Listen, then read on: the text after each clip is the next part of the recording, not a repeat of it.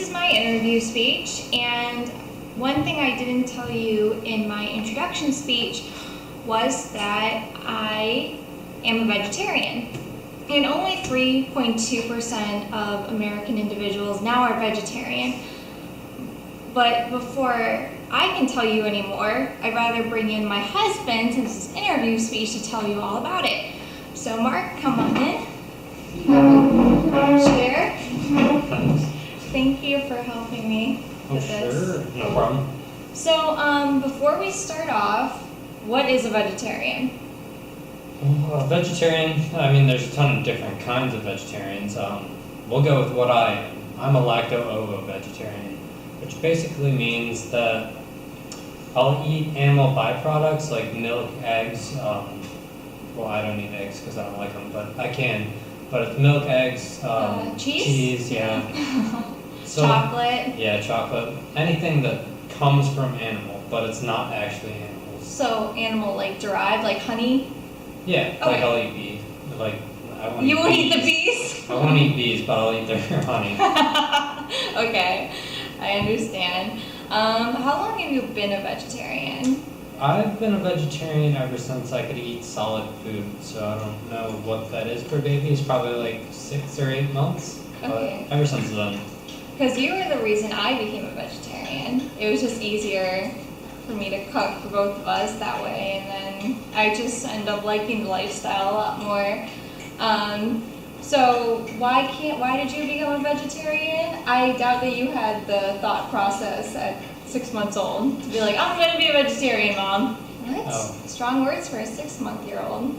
Oh no. So I became a vegetarian because when I was born, my stomach it couldn't digest the enzymes in meat. So whenever my mom would give me meat, I would just spit it up, and so she took me to the doctor a lot because she thought there was something wrong with me, but it turns out my stomach just can't digest meat. So Does disease still affect you?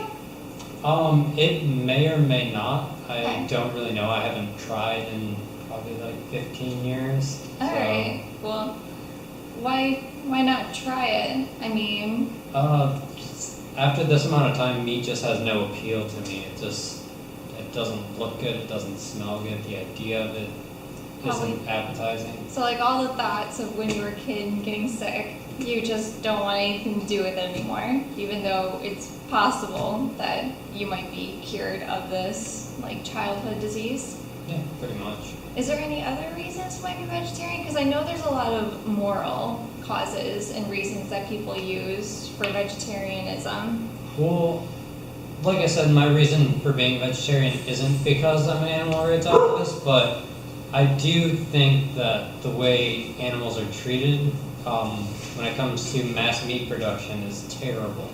And that could be a huge factor in why a lot of people are vegetarians, just because of the inhumane conditions that those animals are held in.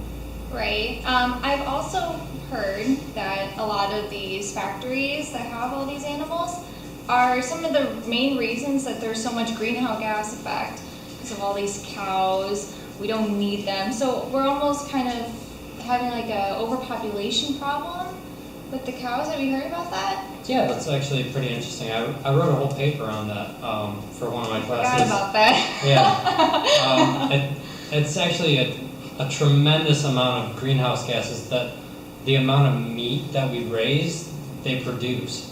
When like each cow eats so much grains, I think it eats like almost its weight in grains a year. And it produces a ton of greenhouse gases where if we just thought about it, we could eat the grains instead and not make greenhouse gases and not have the overcrowded farms and stuff. Right.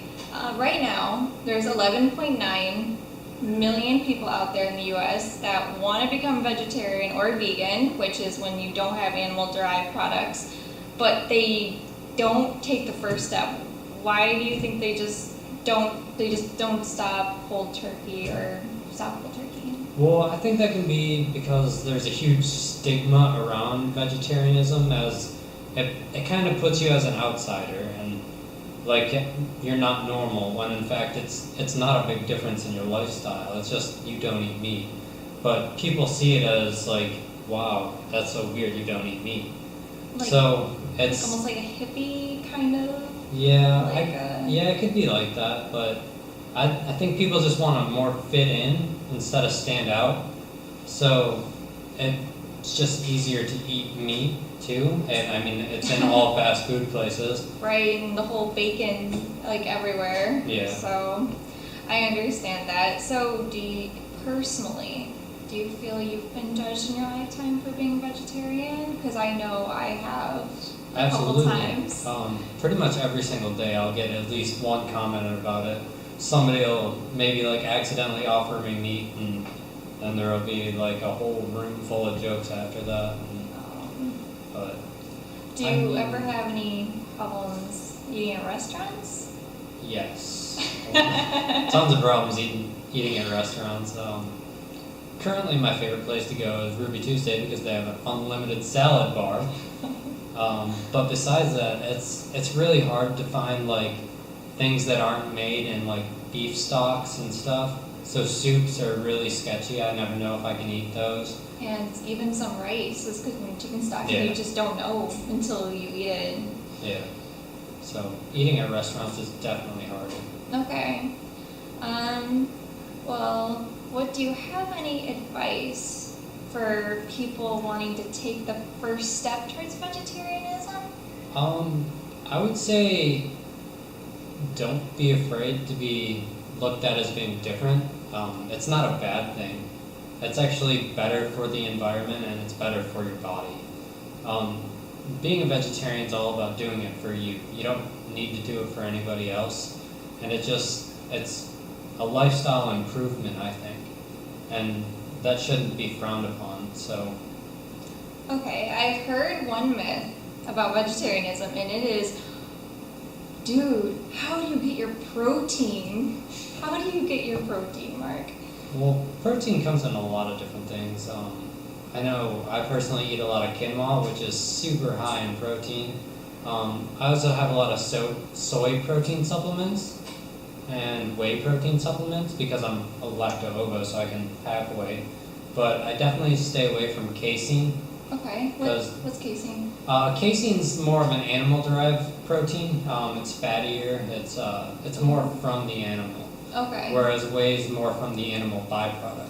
Whey actually is the curdle of the milk, so Yeah. it's coming from the milk. When Yeah. casein, I'm pretty sure is from the body. It's like part of the muscle or the protein itself that is in the animal. So that's probably where that difference is. Yeah.